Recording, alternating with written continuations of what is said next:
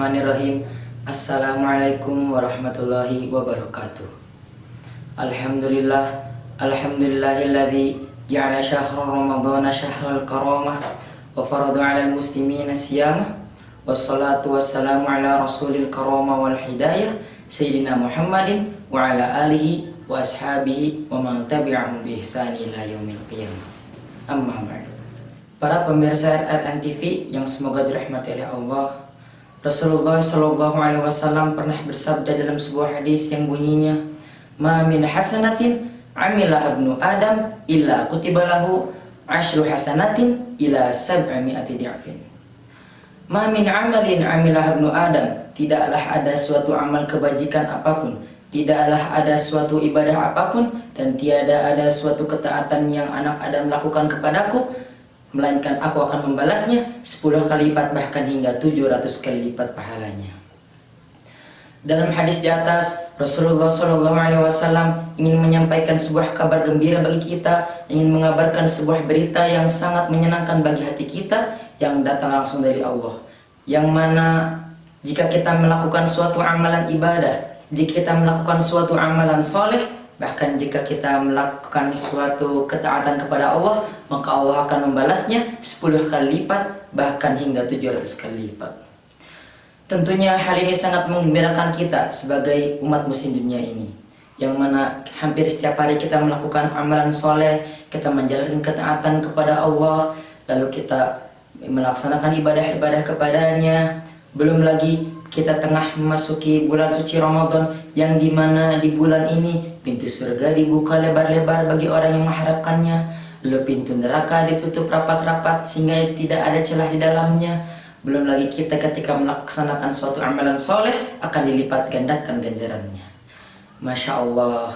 Terlebih lagi ketika masuki akhir-akhir bulan Ramadan, di mana pada 10 hari terakhir Allah berfirman kepada seluruh makhluknya, "Wahai hambaku, wahai makhluk-makhlukku, barang siapa yang menjalankan ketaatan kepadaku, barang siapa yang menjalankan amalan soleh dengan mengharapkan keridhaanku, barang siapa yang menjalankan ibadah karena mengharapkan kecintaanku, maka seakan-akan engkau beribadah kepadaku selama 1000 bulan." Sungguh besar pahala yang akan kita dapatkan ketika kita menjalankan ketaatan kita kepada Allah. Namun para pemirsa TV yang semoga dirahmati oleh Allah, besarnya pahala atau besarnya ganjaran yang akan kita dapatkan tidak juga menutup kemungkinan adanya hal-hal yang dapat merusak bahkan menggugurkan semua pahala amalan ibadah kita. Para pemirsa TV yang semoga dirahmati oleh Allah, mendapatkan kemuliaan atau kesempurnaan pahala ibadah yang kita kerjakan merupakan suatu impian yang akan selalu diimpikan oleh seluruh umat manusia dunia ini. Akan tetapi impian tersebut tidaklah hanya sebuah angan-angan, karena Rasulullah telah memudahkan jalannya, telah memberikan panduan-panduan bagi kita untuk mendapatkan kesempurnaan pahala amal ibadah yang kita kerjakan, yaitu dengan menjalankan 3 hal yang akan dipaparkan berikut ini.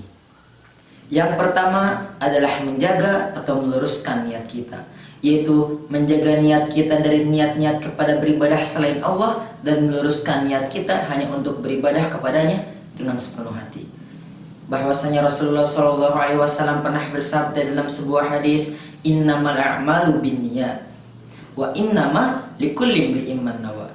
Innamal a'malu binniyat, sungguhnya setiap amal perbuatan akan diketergantungkan kepada niatnya, wa innama likulli imri'in ma nawa. Dan setiap orang akan dibalas dari amal perbuatan yang lakukan sesuai dengan apa yang diniatkan. Oleh karenanya, hendaklah kiranya bagi kita agar kita beribadah kepada Allah, melakukan amalan-amalan soleh karena mengharapkan keridhaannya, lalu menjalankan ketaatan kepadanya hanya untuk mengharapkan keridhaan dan serta rahmatnya. Oleh karenanya para pemirsa RRN TV yang semoga dirahmati Allah, janganlah sekali-kali kita melaksanakan ibadah karena mengharapkan pujian dari manusia, mengharapkan pandangan yang baik di mata manusia, atau bisa kita sebut dengan riya atau syirkul asghar. Karena perbuatan syirkul asghar atau riya ini adalah perbuatan yang dapat menggugurkan semua amalan ibadah kita.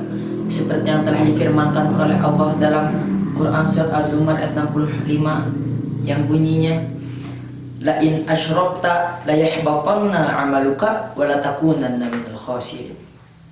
La in asyrakta, apabila kalian menyekutukanku dalam perbuatan kalian, apabila kalian menyekutukanku dalam hal niat kalian, la yahbatanna amaluka, maka amalan-amalan kalian akan dihapuskan, amalan-amalan kalian akan digugurkan, wala takunanna minal khasirin, dan kalian akan termasuk kepada golongan orang-orang yang rugi. Sungguhlah merugi orang yang telah menjalankan ibadah puasa di siang harinya lengkap dengan amalan-amalan ibadahnya dari yang mahdoh maupun goir mahdoh, lalu Al-Quran dihatamkannya, tarawih dilakukannya, bahkan qiyamul lail didirikannya, akan tetapi niatnya terpeleset. Ia berniat untuk mendapatkan kedudukan di sisi manusia serta pandangan di mata orang lain. Lalu yang kedua adalah menjaga diri kita dari sifat takabur atau sombong. Karena seperti yang telah kita ketahui bersama bahwasanya iblis laknatullah diturunkan dari surga karena sifat sombongnya, karena sifat merasa lebih mulia, karena sifat merasa lebih tinggi daripada Nabi Adam alaihissalam. Padahal menurut sebagian riwayat, iblis adalah makhluk Allah yang paling banyak beribadahnya, paling banyak berzikirnya kepada Allah, paling taat kepada Allah. Akan tetapi karena sifat sombongnya, karena sifat merasa lebih mulianya dari Nabi Adam, karena sifat merasa lebih tingginya dari Nabi Adam, maka gugurlah semua amal perbuatannya, diturunkan dari surga oleh Allah, bahkan dilaknat oleh Allah sampai hari kiamat kelak. Maka celakalah bagi kita apabila kita menjalankan amalan-amalan kita secara maksimal, berpuasa di bulan Ramadan secara optimal tanpa ada cacat sedikit pun, namun ketika sudah berbuka puasa kita merasa lebih tinggi di antara manusia-manusia lain, kita merasa pahala kita lebih tinggi di antara orang-orang yang lain, kita merasa lebih mulia di antara orang lain juga. Nauzubillahi min dzalik.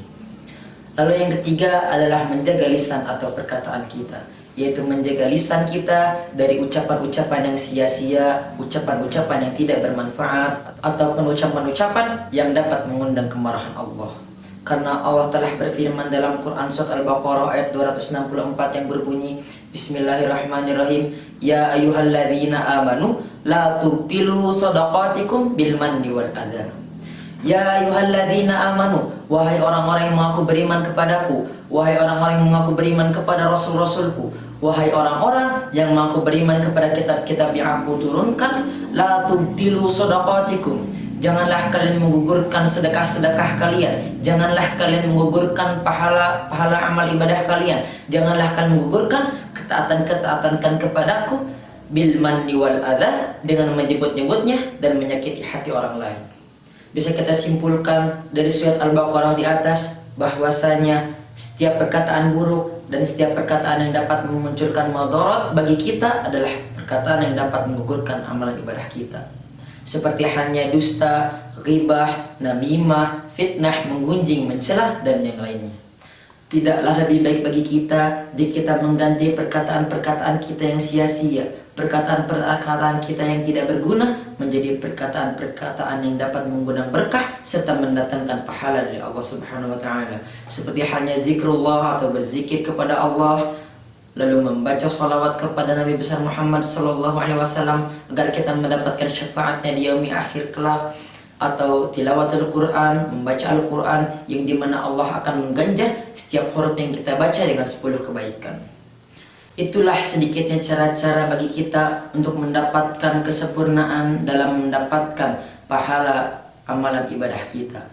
Oleh karena itu, marilah kita menjaga diri kita dari hal-hal yang dapat menggugurkan atau merusak pahala amalan ibadah kita, dan marilah pula kita meminta perlindungan kepada Allah Subhanahu wa taala agar Allah senantiasa menjaga kita dari hal-hal yang dapat menggugurkan pahala amalan ibadah kita.